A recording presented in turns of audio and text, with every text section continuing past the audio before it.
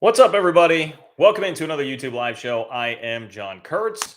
Here on this channel, we talk Big 12 football, we talk college football, we talk conference realignment, and we've got a little bit of everything today. It has been, I tell you what, an eventful week. And not just for me. I know I'm a day late bringing you the live video here for the midweek. My apologies. Had an obligation yesterday that I had to take care of. But we are here and ready to break down all the news, which includes the UCLA to the Big Ten news here. The Regents in California have decided at long last to actually allow UCLA to go to the Big Ten. What a long, arduous, seemingly unnecessary process this has been at times. But UCLA is going to go to the Big Ten and join USC en route there by an 11-5 vote from that Board of Regents. So 5 people actually tried to shut this down. And I think what was the most likely outcome to me the whole time is what played out here. And that is that UCLA is going to have to subsidize Cal a little bit. They're going to have to kick them a little bit of cash in order to pull this move off, which, hey, understandable enough. At least they're going to be able to go, right?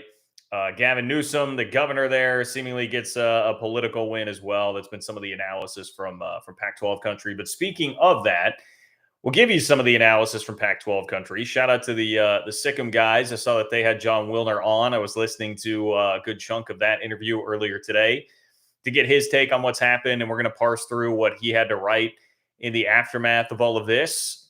Plus, I mean, really, the bigger bombshell news around here, and you guys saw my standalone video from earlier this week about it, is that Brett McMurphy reports there is momentum toward Texas and Oklahoma getting out a year early.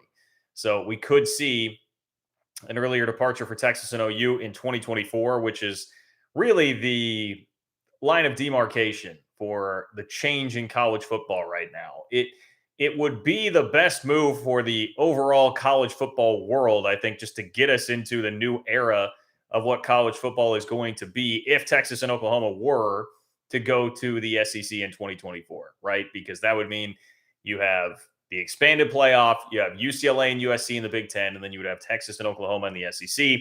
And of course, the new 4 schools coming into the Big 12 as well. So we'd have everything really set up and ready to go and start to get used to what that life is going to be like in college football. But is Oklahoma ready? What does this say about the Big 12? If the Big 12 is willing to go down this road right now, and to the point of LB Studio, make Oklahoma and Texas pay every penny. And I see a Calico Willie. I'm going to get to it in just a minute. That's the other part, the financial part of this. And there are plenty of TV complications. So there are a lot of things to work through there. Mike Leach, man, terrible story this week. Very sad to see it. One of my absolute favorite coaches in the country, maybe my favorite college football coach ever that has not coached at K-State. So I want to share a couple of memories that I have about Mike Leach. And we've got to, I mean, Texas A&M, man. We rip on Texas A&M some here, probably not enough, especially in light of what the hell they tweeted out to try and make Mike Leach's passing all about themselves. It was unbelievably on brand. So I've got something coming for Texas A&M today as well on the show. Oklahoma State, I tell you what, if I were a Polk fan, I'd be pretty pissed about the IARP ruling that came out about Arizona basketball that's letting them off the hook. I would imagine Kansas is going to get let off the hook pretty good based on that ruling, and Oklahoma State still sits here like, what the hell? Why were we the team that got punishment doled out the worst and had that postseason ban a couple of years ago? So that is on the docket, and I believe that's it. But of course, you guys, that's all I have on my outline anyway. But you guys can control a lot of the content here if you want to talk Bulls. We can certainly start to do that. Whatever it is that you want, you got to hit me up in the chat to do so. And the chat will get pretty crowded. We're approaching 100 people here in the chat tonight. I know being an off night may not be quite the normal crowd because I had to change up the schedule this week, but we'll do our best. And if you want to ensure that your question or comment makes it onto the chat tonight, just click the $ below the chat box where it says say something. That is how you do that, and how you also support the channel, support the work that I'm doing, bringing you Big 12 content on a week-in, week-out basis. It is always much appreciated. I could not do it without your support, so I appreciate it a ton. And again, that's a way that you can control the content of the show, make your voice heard, and support me. If you're watching this after the fact, you can also support the channel by pitching it on Venmo. It's John-Kurtz-4 on Venmo.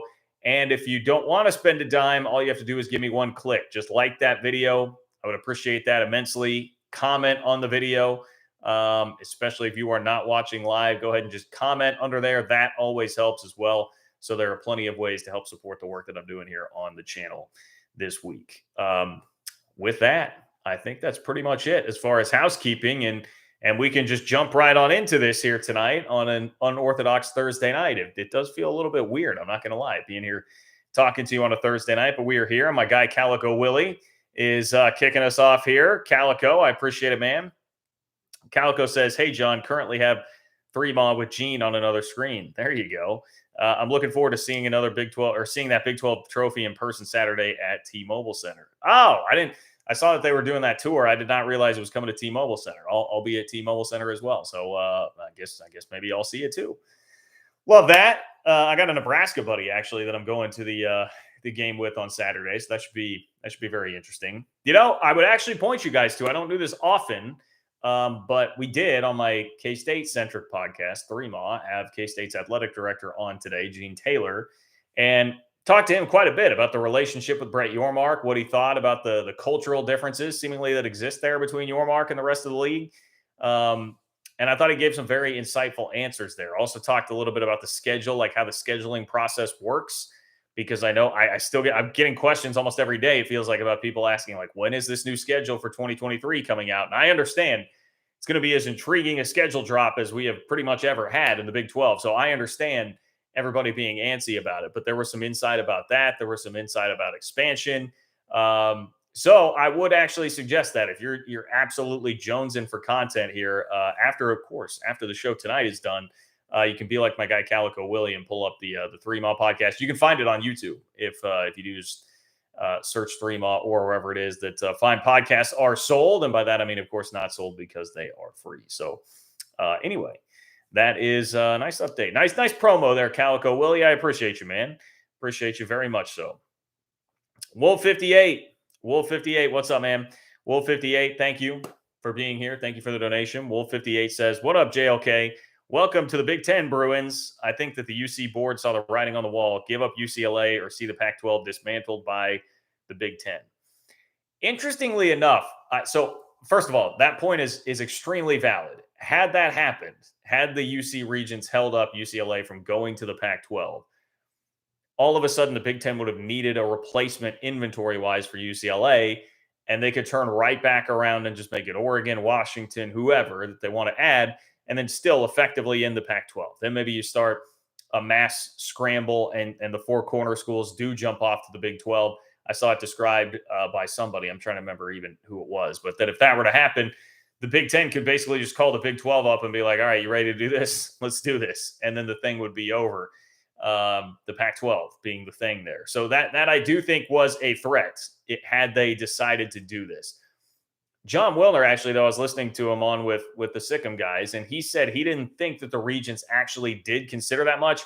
And it makes sense, not from a that wouldn't have happened standpoint. He said, oh, that very well could have happened. But the Regents are they're worried about Cal and they're worried about UCLA. So they were just thinking they were not seeing the forest through the trees, I guess, so to speak, is the better way to put that. So the Regents may not have been thinking about that ultimately in the end when they made this decision. And frankly, that maybe shows in the fact that the vote was only 11-5. This was not unanimous or even really close to it when you had 5 dissenters. So I don't think they were really even thinking about it like that.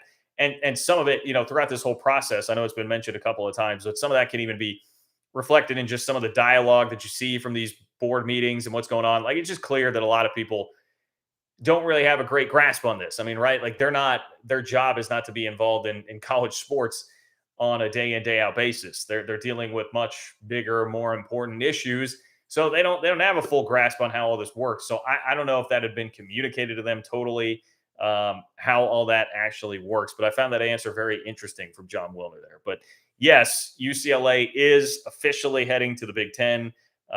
Since Wolf 58 brought it up, let me give you the nitty gritty here. So I'm going to read to you from Wilner.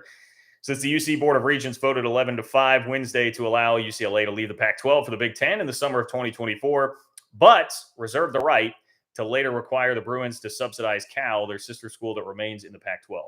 The subsidy issue will be determined after the Pac-12 finalizes its coming media rights deal, and the board vote stipulated that the subsidy, if imposed, would be between $2 million and $10 million.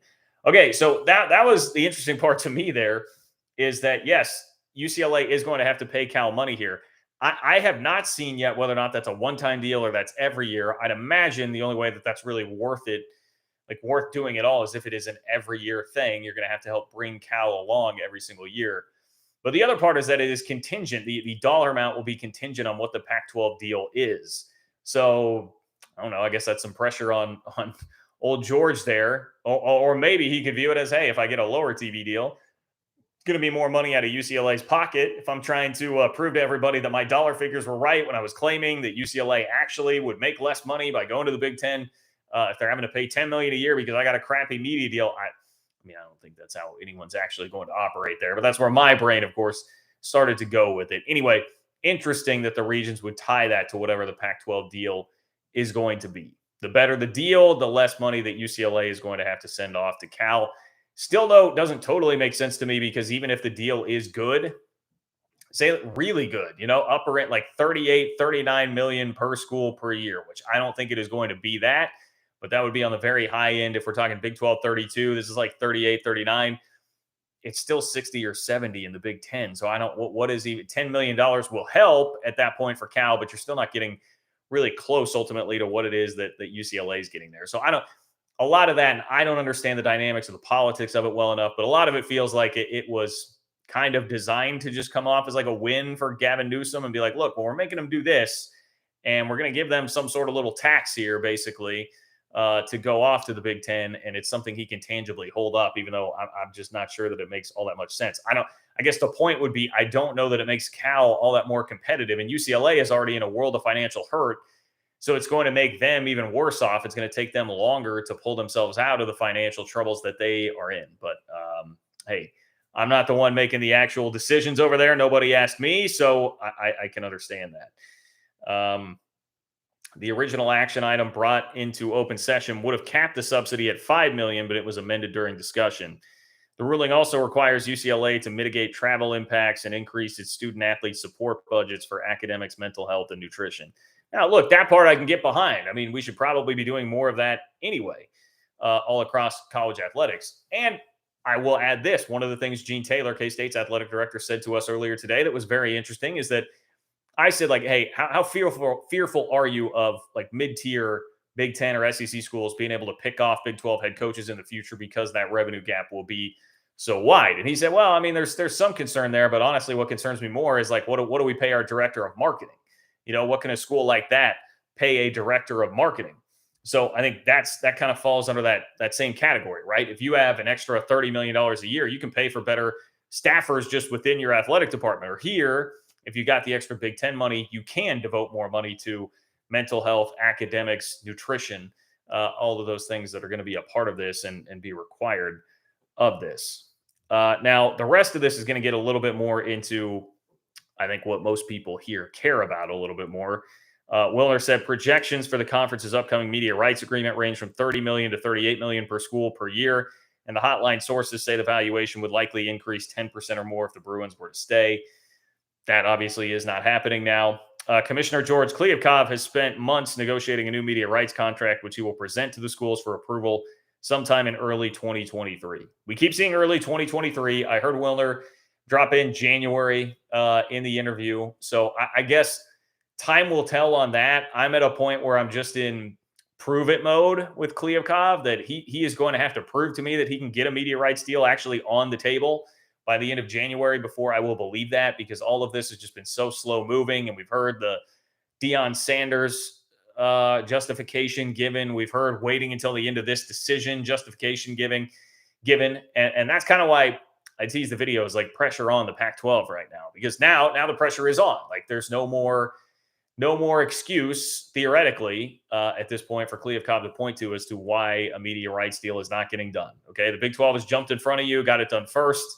Deion Sanders has been hired. He's there at Colorado now.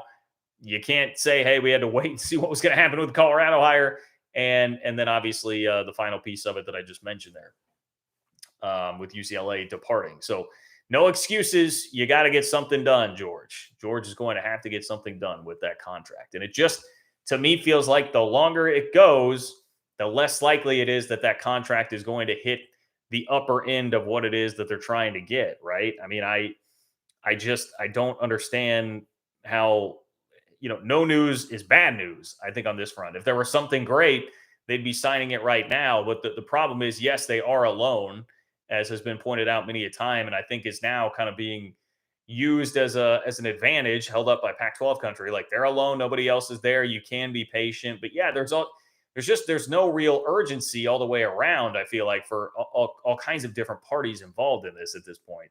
I don't know that creates a situation where it's going to be a tremendously lucrative deal for the Pac-12, especially when another thing Wilner has pointed out, and he did so in this article, the Big 12's deal had a two-pronged impact on the Pac-12. One, it lowered the revenue floor.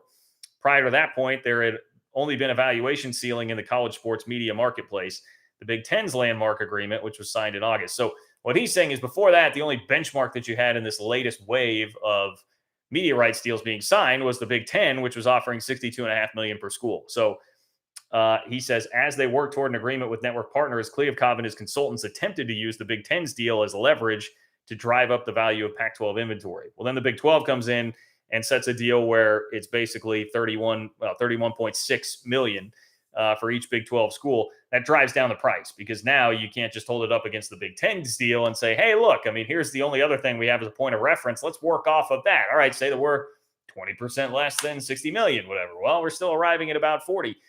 You can't do that anymore, because now they're going to look at it and say, look, you guys are like the Big 12. Now, if you're a Pac-12 guy, you'd be saying, all right, you'd hold that up and say, well, we are like the Big 12. We are very much in the same boat as the Big 12. If you're in Big 12 country, you would say, well, there's been way more playoff teams, way more recently from this new Big 12, with 2 in the last 2 years. Pac-12 has not been there in, what is it, 6 or 7? I forget at this point. It's been a long time. It's been long enough that I think it was 2016. I think it was 2016 for Washington. Last time the Pac-12 got somebody into the playoff. It has been a minute. All the metrics every single year indicate the Big 12 being a stronger, the last few, it's been very emphatically much better than the Pac-12. I shouldn't speak beyond that and be too hyperbolic. I'll try to be accurate here. But last couple of years, it's been better. There have been more TV eyeballs, as has been well discussed here on this channel. So more success, more TV eyeballs, I would argue, the Pac-12 is a lesser entity than the Big 12, which just set that quote-unquote floor at around $32 million per school per year. So that's another thing that could be harming the Pac-12 now as they move on to the media rights deal. And that is, I mean, another thing that's been made clear here by Wilner and Canzano and anybody that's following this is that the Pac-12 very much has the structure set up so that it is going to be get the UCLA decision finalized, then it's on to media rights deal, then it would be expansion. So I know, like, I did a radio hit in San Diego with John Schaefer, a great guy, does a great show, and they were asking me some questions about San Diego State. And yes, I suppose theoretically this does move them a step closer, a little bit closer, now that the Pac-12 can just focus on the media deal, but it is not going to be anything that's imminent right now for the Pac-12, because they feel like they need to get this done first. They need to get the media rights deal done first, which I assume would have some kind of, I don't know if it would be an outright, pro rata clause where you're going to have to pay everybody the same thing if somebody else gets added. I kind of doubt that it's going to be like that, like what was in the SEC contract, but I would imagine there would be some language in there about expansion and how much would be added to the TV deal if you do add somebody else. So we can dive back into more of some of that later. I do see I've got a handful of donations to catch up with here. And let me see. Commissioner George Kliavkoff has spent months negotiating a new media rights contract, which he will present to the schools for approval sometime in early 2023. Final steps have been on hold until the Regents resolve UCLA's situation. Here's a quote from Kliavkoff, quote, "We didn't think it made sense to close the media rights deal before that decision was made," end quote, which totally, I'm with that. That is a sensical thing to say. Says when negotiations resume after the holidays, the Pac-12 will have the stage to itself, thanks to the conference that has emerged as its primary rival. Then it gets into the Big 12 and the Big 12 signing that deal. So little scene setter on UCLA headed officially to the Big Ten. Robert, I appreciate the donation, Robert. And if you want to chime in and donate, click the $ below the chat box where it says say something. Now well over 200 in the chat. That's the only way you're going to get in tonight. So I appreciate everybody who does that and helps support the channel. Robert says, Tech fan, I'm so sad over the Pirate. Man, yeah, Tech fans, I imagine, have quite strong emotions about this, especially with how the tenure of Leach ended in Lubbock. Crappy deal. The only thing I really have to compare it to is Frank Martin leaving K-State. Somewhat similar circumstances there. Like fans didn't really want to see him go and kind of winds up getting forced out. Just a tremendous innovator, had unbelievable teams at Texas Tech. I'll save some of my more extended thoughts on that later because I have one story that pops out in particular to me. Everybody's got a Leach story, right? But there is one that pops out in particular to me in what my experience has been that really sticks with me about just what a stud Mike Leach was. So yes, incredibly sad about that. I think everybody across the college football world really, really is, including Bill Snyder, who, if you were on Twitter, you saw him really shake up the Twitter world by basically breaking the news on that would have been Tuesday night, right? Tuesday night. Getting the days a little mixed up. Monday night or Tuesday night when he jumped the gun a little bit inadvertently. And very good exercise in just what Twitter is, watching how people actually reacted to that. Michael, what's up, Michael? Michael says, first of all, I appreciate the support, Michael. Michael Callahan. What has changed since the SEC said UT and Oklahoma wouldn't come until summer 2025? Are we holding them to their financial obligations? All right, let me hop into that story a little bit here. If you didn't see the video earlier this week and missed some of that, I'll read you some of Brett McMurphy's article. He was the one that reported this from the Action Network. Says there is growing sentiment and momentum for Oklahoma and Texas to leave the Big 12 a year early and join the SEC in 2024. Industry sources told the Action Network. The Big 12's current grant of rights expires July 1, 2025. OU and Texas have indicated they are committed to remaining in the Big 12 until then. There remain obstacles for an early move, but one source said the climate is right for the Sooners and Longhorns to exit the Big 12 after the 2023 season. Quote, there's a lot of moving parts, but there is desire on many fronts for this to get done, end quote. And that is attributed to an industry source. So you ask, Michael, what has changed since everybody said it would be summer 2025? Well, here is what has changed. It is pointed out by McMurphy in this article, and I will give you that plus one other thing that I think has really changed that would make this a possibility, legitimate possibility right now.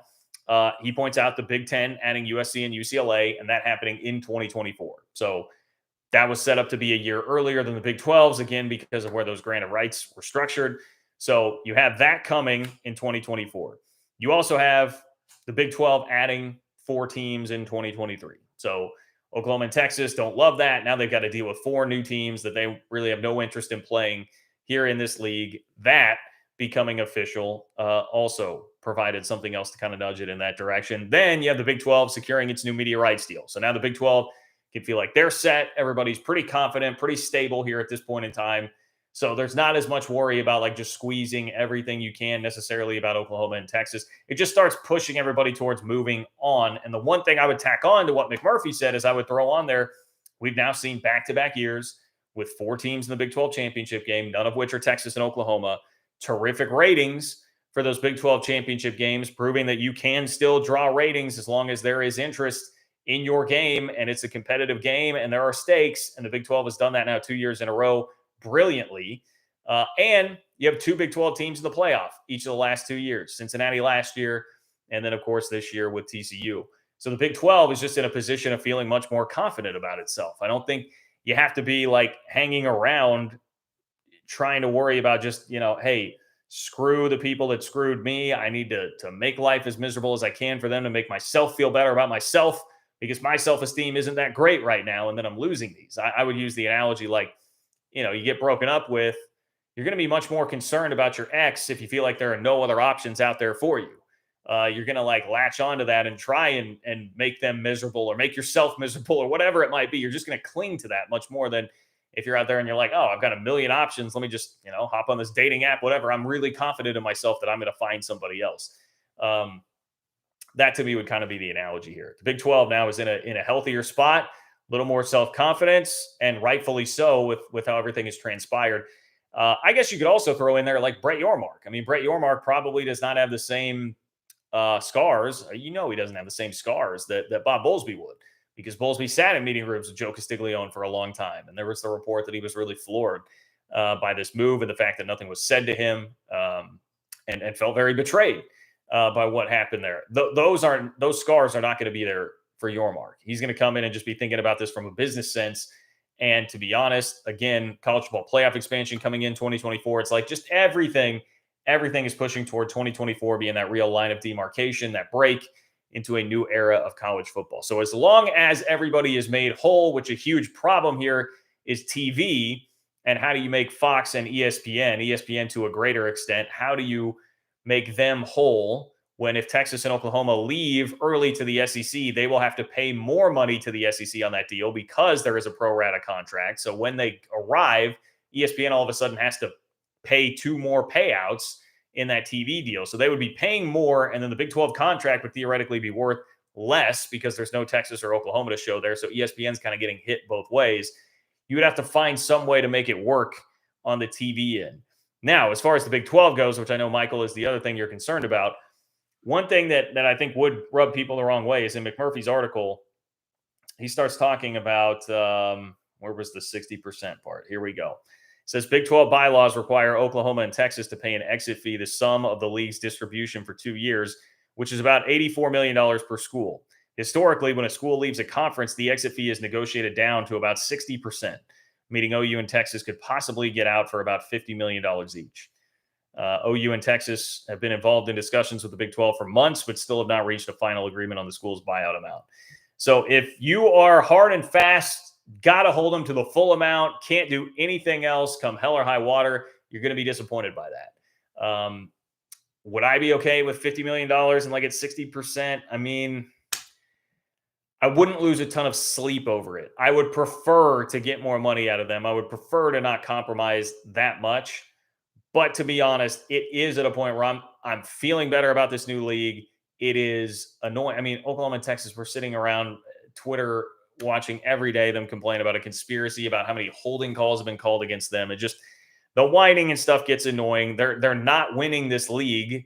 I mean, Oklahoma was kind of an albatross on the league this year by going 6-6 and sucking in Brent Venables' first year.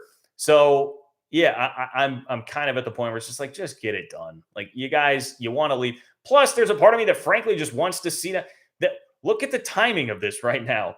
Look at the timing of this right now. You're going to send Oklahoma into the SEC. We'll see what they do this year, but it was a 6-6 year one under Brent Venables. Do we think that they're going to get it fixed to the point where they're back to college football playoff contention next year before they head off to the SEC? I mean, I sure don't think so.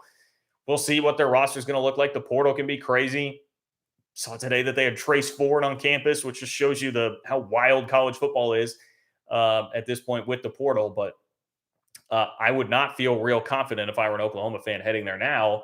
And if I can just throw Oklahoma and Texas to the Wolves and watch that happen while the Big 12 continues to thrive, there is a piece of me that's like, that would be wildly entertaining. Let's just do it.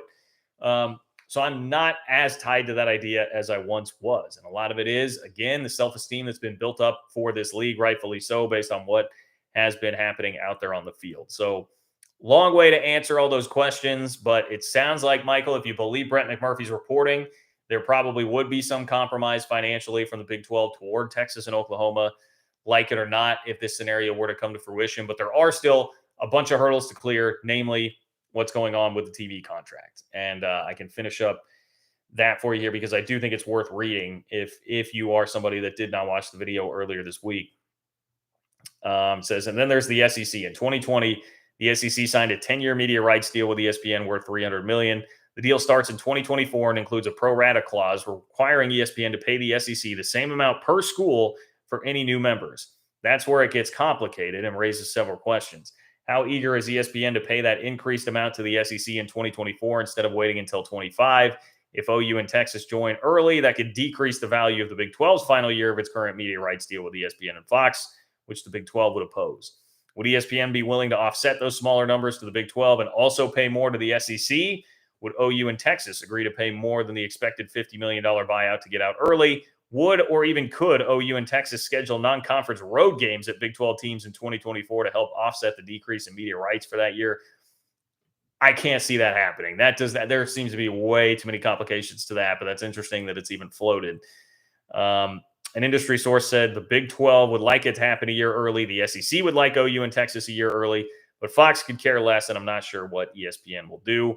added another source, quote, ESPN has all the keys to the castle for this to happen. So it does feel like there are a lot of hurdles to clear for that to actually happen. We'll see. I would just put that in wait and see mode, but there are a lot of signs that would point towards something getting done, people giving in and just being ready to move on in 2024 and finding some way to do it. All right, get to some more of these donations here. Upstate Bernie, I lost you here for a second. Let me hop back here. Upstate Bernie, appreciate you, my friend. Thank you for the donation. Thank you for being here. Upstate Bernie says, since we're talking expansion, here goes. UConn to the Big 12. Oh boy. B-ball is a no-brainer. College football is weak, but we're going to a bowl and beat BC, so we're the best college football team in New England. Well, look, I will take nothing away from the job that Jim Mora has done this year at UConn. It's been pretty remarkable to see the turnaround there. The basketball piece, I mean, look, if Gonzaga is being talked about here as a potential basketball-only member, I mean, if you want to talk like UConn basketball only coming to the conference, I think that is maybe that would be viable. You know, people have asked, like, would a Creighton, would a Villanova be a partner to come in the Big 12 and just try and create this monster super league in basketball? You know, maybe so. Those are about the only two others that I think would have any chance to fit and be additive in terms of brand and value and all that, if it were basketball only. But, I mean, the reality is, look, great turnaround job, but it's going to take years of UConn being more competitive football-wise for that to be anything viable. So, I don't mean that as any kind of slight. No offense meant at all. I think it's a really cool story, what happened this year with Jim Mora and UConn. And I'm glad you got the bragging rights over BC. Nothing wrong with being the best college football team in New England. It's just not going to get you very much when it comes to the conference realignment landscape. But look, much love to UConn, man. Much love to UConn. I was not always the biggest fan of Jim Mora. I had a little scuffle with Bill Snyder once upon a time at the Alamo Bowl in 2014, but water under the bridge, man. I'll root for UConn there. I just don't think that is going to happen. Don't think that is going to happen. Rise and Shout. What's up, Rise and Shout? Rise and Shout says, already missed Coach Mike Leach. Hashtag BYU alum. Hashtag true pirate. One thing I learned this week, I guess I probably had heard this at some point before. Didn't realize it, though, or had not remembered it or latched onto it, that Mike Leach was a BYU grad. Didn't realize that at all. So we've got Big 12 connections all over the place, right? BYU grad, former Texas Tech coach, and then obviously he's just a beloved figure in the college football world. But there are so many connections of people that remember Leach from his time in the Big 12, like me. The main memories that come to mind about Mike Leach are from his time in the Big 12. Like, I can go ahead and tell, you know what? I'll tell my Mike Leach story. I guess it's not even really like, I shouldn't have hyped it up like it was some great story, like all the stories that are out there about Mike Leach, like leaving a fake play sheet on the field to try and get somebody on the other sideline to pick it up and using that to perfection and helping them win a game. It's nothing like that. But I just remember, look, as a young kid, the 2000 K-State football season, that team went 11-3, won 11 games, 11-3 or 11-4. They won 11 games. I know that. K-State's in the midst of a stretch where they won 11 games, 6 of 7 seasons. So just rolling. I mean, just rolling. Great team every single year. Never lost at home. I am cocky little 11-year-old kid, cocky little 11-year-old kid, not used to seeing K-State lose to hardly anybody, but certainly at home. And I go to this home game against Texas Tech. They went 3-5 in the Big 12 that year. But it was Leach's first year. They've got this quarterback named Cliff Kingsbury that I've never heard of. K-State wins 28-23, but man, it was, I still remember how frustrated I was about that game. And it was about as frustrating a game as I can remember from that era. And yet K-State won, but they got outgained by this Texas Tech team and just pushed to the brink. I mean, took a really good K-State team in Manhattan right down to the wire. And I just remember thinking, like, who the hell is this Mike Leach guy? Like, what is this? How has this happened? How could he do that to K-State this quickly? And, you know, lo and behold, wouldn't be long until Mike Leach was coming to town with Crabtree and Harrell in just a wild offensive game where they just crushed K-State and Ron Prince. Or the next year when Snyder came back, his first year back, and the backup quarterback, Stephen Sheffield, a name that I will never, ever forget, throws for 7 touchdowns. You know, I mean, Mike Leach got his backup quarterback out there throwing for 7 TDs on Bill Snyder. immense amount of respect. I hated playing those Tech teams. Hated them. Snyder was 1-4. Bill Snyder was 1-4 against Texas Tech. There were not many people that had Bill Snyder's number. Mike Leach made life really difficult on Snyder. So, and I just gave you the one, right? That was the 2000 game. The one where Snyder had the vastly superior team that got absolutely pushed to the brink at home. So, all sorts of respect to Mike Leach. One of the best compliments I can give him, outside of the fact that I just hated those Tech teams he had, which again meant as a huge compliment because you just knew it was not going to be fun, is that I read his book. I read the entire book, and I'm not a big reader. Now, I also would not frame this as I never read. I do read, but I'm pretty good at, getting a quarter way, halfway, 2/3 of the way through a book and then kind of putting it down and not finishing it. Leach's I read cover to cover and went right through because I was that enamored and fascinated by him. He's just a fascinating human being, fascinating individual, in addition to all the innovation in the game of football, which is obvious. The air raid and his coaching tree, which is just ridiculous. But for me personally, it was that Mike Leach got my attention as an 11-year-old that was mired in a stretch of K-State winning 11 games basically every year for a 7-year stretch, 6 out of 7 years.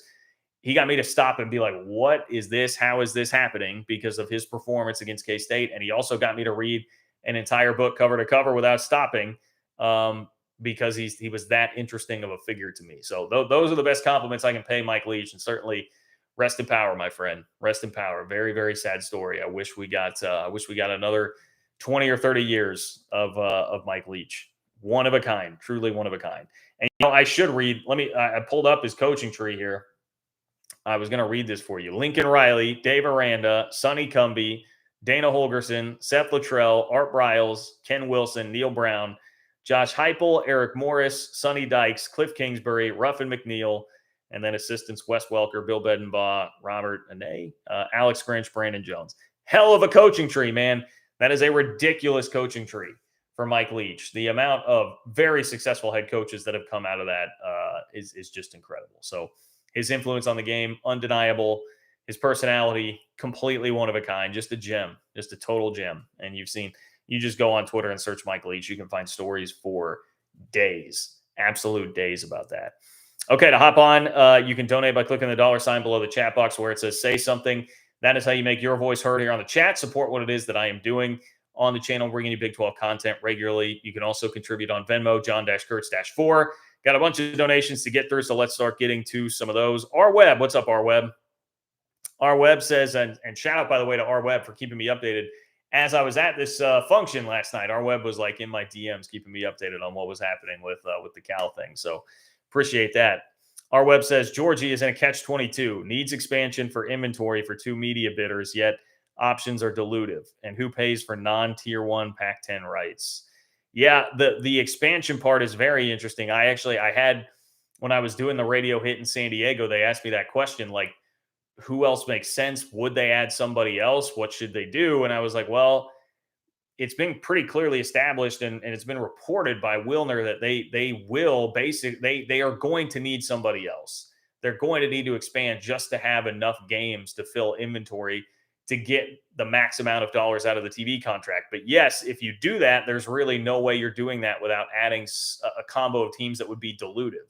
Like San Diego State, I think comes very close. Now, this is just, I have no real info here. This is not well researched. My guess would be that like San Diego State would be by far the closest to at least being in the ballpark of being additive or at least a neutral addition, right? Because they do add some of that SoCal market. And then their competitiveness, they at least have a little bit of name value on a national scale. But you start dropping beyond that. I mean, what are you doing? Boise, Fresno, I guess SMU, that's been kind of the more in vogue, or at least at one point was a little more in vogue to be linked to the Pac-12. None of that's moving the needle much at all. So yeah, it does feel like it would be a dilutive ad, but you have to have it just to get the inventory and max out the TV contract. So again, all these are reasons, and R-Web, you know this as well as I do, all these are reasons to be very skeptical of the Pac-12 putting together a media deal that is going to be more per school than the Big 12, which that seems to be the real impasse that we're at between the Wilner and Canzanos of the world and what Pac-12 world thinks and what we think here in Big 12 country. No longer is it that I don't think anybody's really sitting here thinking that there's going to be some massive wide gulf between the two conferences, but you consistently hear on the Pac-12 side that, yeah, it's probably going to be more than the Big 12, and it could reach mid to upper 30s, and lots of optimism spewing on that side. And maybe a streamer will completely overpay for it, maybe so, but I don't know. I'm having a hard time seeing that. And if you look at results on the field, if you look at viewership from the last couple of years, um, teams getting into the playoff here in recent seasons, it just everything tilts in the scale of the Big 12. So I don't know. I don't know. They continue to push that, and we're just going to have to wait and see. I can't sit here and tell you definitively, like I have TV sources that tell me that's inaccurate. It just seems like a lot of the writing on the wall would say that that is not likely to happen. Another one from our web. Our web says Pac-10 needs to win a bowl game before talking college football playoff. Yeah, I mean, well, they just need to get into the playoff. They need to get into the playoff. There's really nothing. I mean, no amount of bowl wins will do any good for you because of the perception of them. And I think that's an earned perception. Most bowl games just don't mean that much. Opt-outs, you have no idea what the motivations are for teams. Coaches getting fired earlier now because you got to get someone in place for December signing day. I mean, there's so many more variables to it that they do feel far more meaningless. Like the Pac-12 had it. They had a solid year on the field, man. I mean, Washington's resurgence. Oregon, pretty nice year with Dan Lanning until the wheels fell off a little bit at the end. Obviously, Lincoln Riley bringing USC back into the spotlight. But at the end of the day, it was just another 3-loss Utah team that wins the league and kind of blows everything up by running that league yet again, finding a way. And nobody can consistently do enough to make it to the playoff. They just kind of cannibalized each other, even though they had a pretty good league. So until that happens, the Pac-12 is just losing out on chances for respect. And that's another element of TCU and Michigan and why, I mean, that's the most important Big 12 game in a long time. I have to stop and think about that. Like when was the last game that was as important for the Big 12? Because the dynamics have changed so much. The stakes have never been higher with Texas and Oklahoma leaving, and the amount of respect that you could earn as a league by TCU winning that game and what's been pretty widely accepted as a great Michigan team. They can win that game. You gain a lot of credibility, and you leave the Pac-12 behind. You all of a sudden have new Big 12 schools in the playoff each of the last 2 years, and you win a playoff game, and the Pac-12 still sitting there not having been in it since 2016. Huge step up in terms of credibility versus the Pac-12. So important game. Go Frogs. Go Frogs, baby. Hypnotoad. Get it done for us. Calico Willie. What's up, Calico Willie? Appreciate you chiming in again, and appreciate your support as always, my friend. Calico Willie says, I still want OU to play Texas dirty and force them to go to the SEC, and then we recreate the rest of the OG Big 8 with everyone else staying. Talk about a super conference. Big 8 plus Southwest Conference, AAC, and BYU. Well, much as I long for the days of the good old Big 8, and I guess really for me, it's the Big 12. Like I grew up on the Big 12. I mean, I was 7 years old when the Big 12 started in 1996. So what I knew as a kid is the old school Big 12. I would prefer that to the old school Big 8. And it would be great. I know, people have speculated about it. Well, Oklahoma sticks around and Nebraska, you could throw them at the money's too much, people. The money is too much. But I understand you're pushing this in like an idealistic sense, Calico. But it would be awesome. I mean, it would be awesome. I would love that. I made the joke on Twitter when I was looking at the Heisman ballots coming out, and they have the breakdown by region. And it's like, oh, look at these regions broken down by vote. You can see some patterns here and how people think in the different regions. It's almost like it would make sense to just do our conferences like that, have leagues based on where you're located geographically. And it was just one of those moments where you're like, can we just hit a reset button and go back to regionally grouping all these things like this? Because it seems like it makes so much more sense than what it is that we're actually doing in the sport right now. But alas, that is our reality. That is our reality, Calico. Wolf58, thank you for another donation. Appreciate you, my friend. Wolf58 says, in 2002, Texas Tech played in Columbus. Did they really? Wow, okay. 2 days before the game, Mike Leach spoke at the Ohio Union. Great speech. The man should have been a comedian. See, I love that. I love little anecdotes like that. And that's the type of stuff like Leach was willing to do. He seemed to have time for everybody and willing to talk to anybody. The amount of people that had stories about Leach just going on and on with them, talking for an hour on the phone, or letting a reporter I saw talked about asking if she could walk to work with him one day because he was walking to work at Washington State. And he said, sure, bring a good pair of walking shoes or running shoes. and just allowed that to happen. Like, he allowed a lot of access in a world where coaches are typically very paranoid, shut off. I come from obviously like the Bill Snyder school where it's like, let nobody from the media into anything, let nobody out. Leach was kind of the total opposite, like just letting people in, but not talking football, obviously, like talking about a lot of other things. He was a Renaissance man, just had a lot of other interests, as evidenced by the whole pirate thing, swing your sword. Like, that was a legitimate interest of his. So, in terms of conversationalist, yes, comedian, just sharp, witty. I heard the clip where he was asked to, I think it was just asked like who would win in a battle royale of mascots from the Pac-12. But I remember this clip when it happened too. This is back when he was at Wazoo, and he just immediately off the cuff gives you this analysis that is very funny. About how the Bruin would fare and a Sun Devil, and we need to figure out, do they actually have like real demonic powers?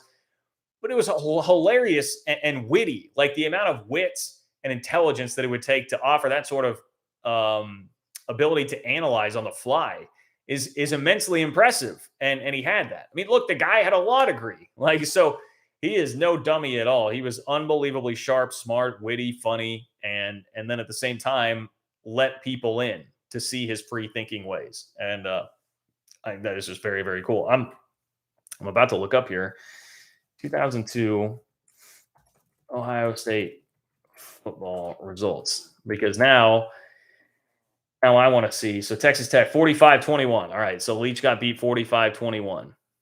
I'd almost like enjoy going back and watching that game to see what that looked like. But I appreciate the story there, Wolf 58. That's a great contribution about Mike Leach. Nathan, thank you for the donation. Nathan, appreciate you, man. Nathan Jones in the house. Nathan says, would your mark allow the Pac-12 to plant their flag in Big 12 country by adding SMU? Keep up the great work and go BYU. Hey, all right, there we go. Go Cougs. Would he allow that to happen? I mean, I just don't know. My gut reaction is like, I just wouldn't want to rush to add. I wouldn't add SMU just to keep the Pac-12 from getting there. I don't see it as that big of a threat. I mean, you've already got TCU, a bigger, better presence in DFW.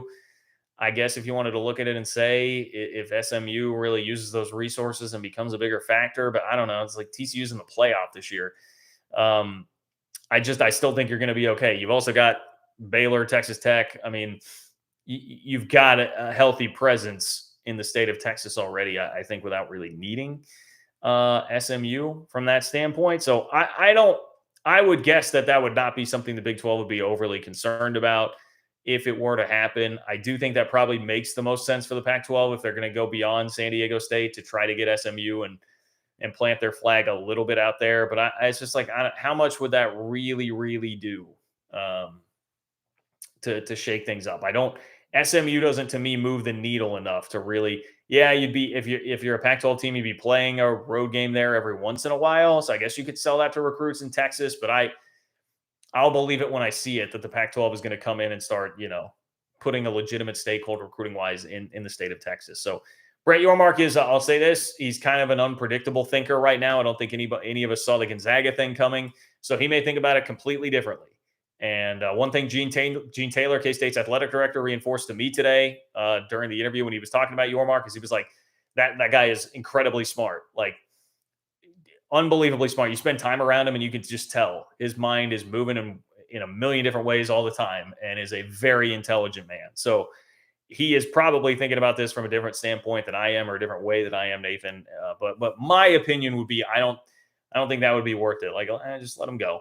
If the Pac-12 wants it, let them have it. Michael, thank you for the donation, Michael. I see Michael says the heart is for our web. All right, there we go. Pac-12, laugh my butt off. Go Cougs. # Big 12. Yes. All right, there you go, Michael. Michael throwing a heart out there to our web. Look at that, our web.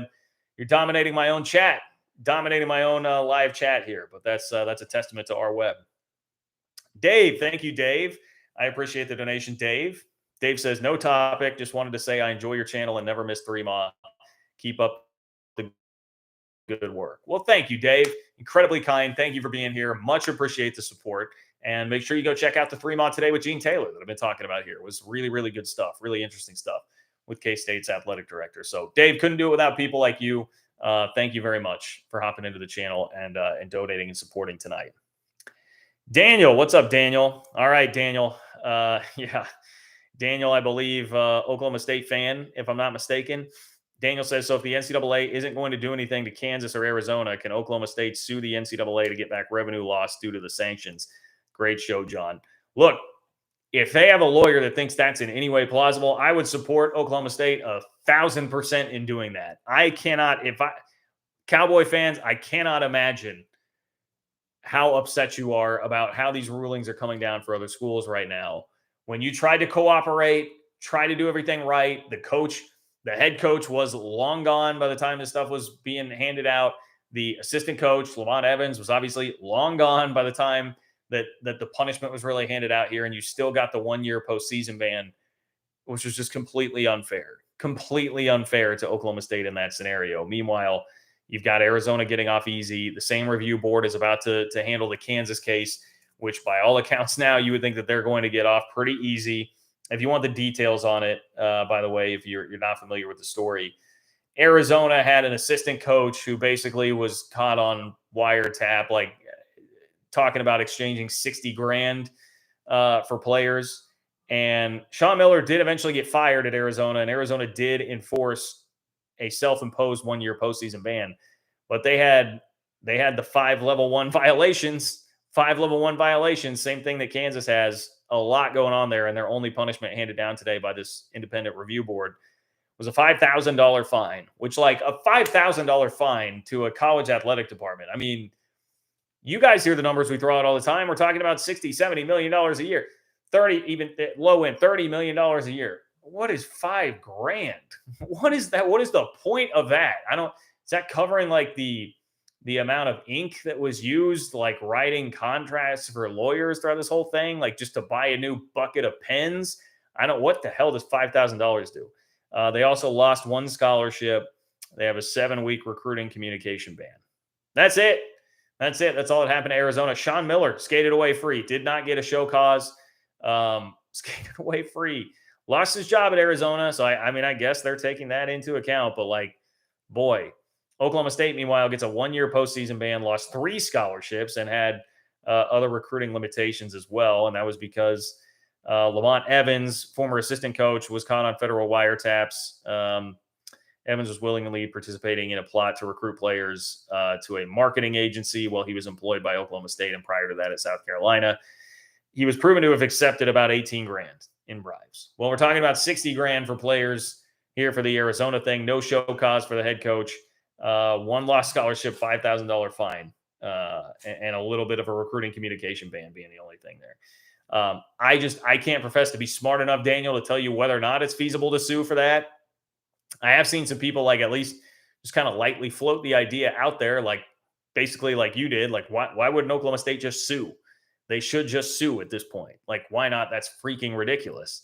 And that I would agree with. If there's any way to do it, I would fully support it. Now, the NCAA has a new president, by the way, as of today, coming from a guy with like a background in government, like politics, which will be very interesting to see how that goes.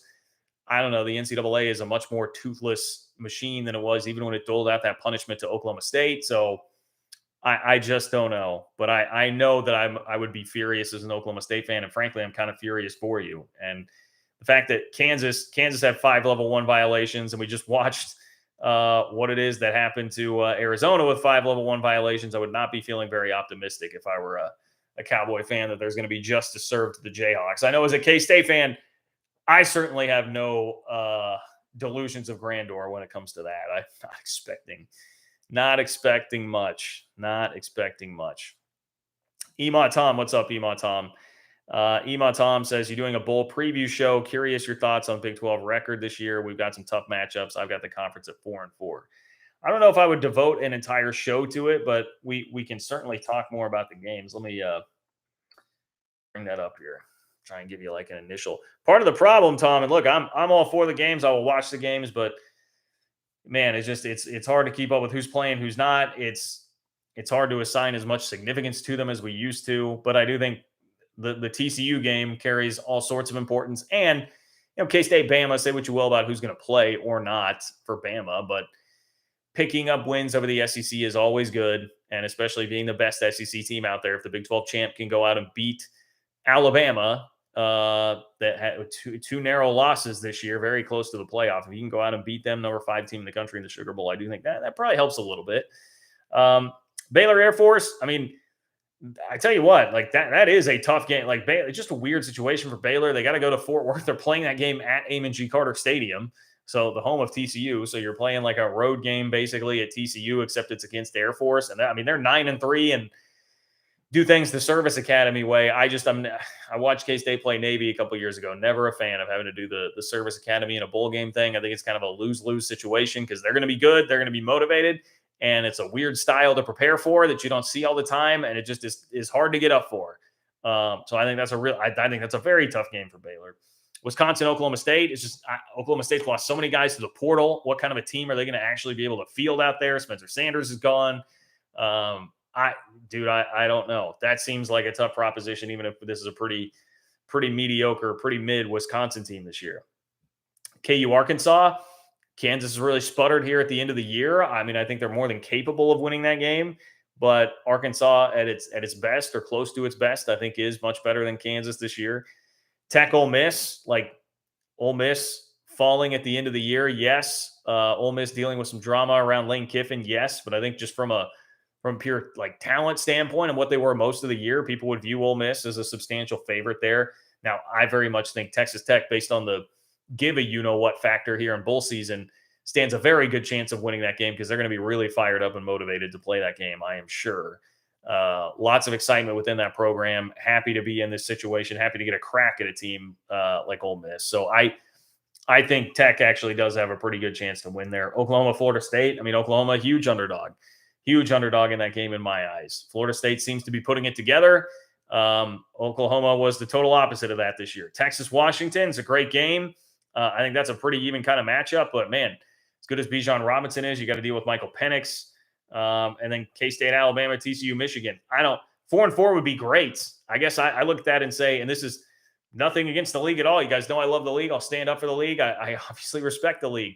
Just a lot of tough bowl matchups on paper there for the Big 12. It is going to come down to, as you know, I'm not telling you anything crazy. It'll come down to who actually cares about being there. Who cares about being there? Who's playing? Who's not playing? I think that'll determine a lot of what is going to happen in bowl season for the Big 12. David, what's up, David? David Z says, Coach Leach never got his money from Texas Tech. He was hoping they'd bring his check to the last bowl game when he played Texas Tech. Much respect, Kurtz. Cyclones. That is a great point. Maybe now this will be the time where Texas Tech will repay that salary. I forget what season. Someone will remind me in the chat, like what season it is that Leach wants his money back for. But yes, he was very fervent in claiming that Texas Tech owed him money on that front. And this is where I wish I were a little more familiar with all the details of the exit from Tech and the bad blood and all of that and what went on there. But yeah, that's a good point. It's a good point. I don't know. Maybe they could go set it out. A lot of people were bringing like chips and candy and some of Leach's favorite things to set outside of, I believe it was Davis Wade Stadium in Starkville there. Just Texas Tech could go just take a briefcase, drop the cash there, make sure that Leach knows in the afterlife that he got that money. I see Matt in the chat saying, pay Mike Leach. Pay Mike Leach. Indeed. Pay Mike Leach. Do it, Tech. I did see Tech is going to wear some little pirate decals on their helmet in the bowl game. That is cool. That is cool. Great way to pay some respects there. David, our resident Cyclone, Purdy is the best quarterback in the NFL. Well, he is certainly better than Tom Brady. We saw that last week. And look, playing with Kyle Shanahan's a pretty good way to go. 21-6 over the 49ers right now. Purdy 14 of 18. Is that what this says? 14 of 18, 166 yards, 2 touchdowns. Brock Purdy. This is the only thing I would say, David, if I were an Iowa State fan. Fun to enjoy this success and watch Purdy playing here, but if he is this good in the NFL, how did you guys only win 7 games last year? I think I said this on the last live show too. How did you only win 7 games last year? With Breece Hall, Brock Purdy, Charlie Kolar, like, how did you guys only win 7 games? That, to me, would be very disappointing and would leave me a lot of questions about what exactly Iowa State is doing with Matt Campbell and offensively and all of these things. Now, Shieldhouse at offensive coordinator, I think, is a really really smart move. Maybe that'll pay some dividends for Iowa State the same way it did when K-State bumped up Colin Klein to offensive coordinator. But it would leave me with as many questions as it would like fist pumps if I were an Iowa State fan right now. Our web says, John, the Pac's last bowl win was the 2020 Rose Bowl. Okay, I mean, okay, fair enough. I mean, yes, bowl games don't mean much, but if you're sitting around back-to-back years not having won an actual bowl game, like just a single one, yeah, that's not a very good reflection on your conference. True. I'm not going to get caught up in the game of like overly committing to significance of bowl games. I think it's really at this point, are you getting teams to the playoff? Are you in playoff contention in terms of earning like real national respect? The Pac-12 needs to do something to keep itself from being more of a laughing stock, I think would be more the point you're making there, which is fair enough. Fair enough, our web. Fair enough. All right. We're at about an hour. I think that's going to do it for me, you guys. I appreciate you all being here tonight.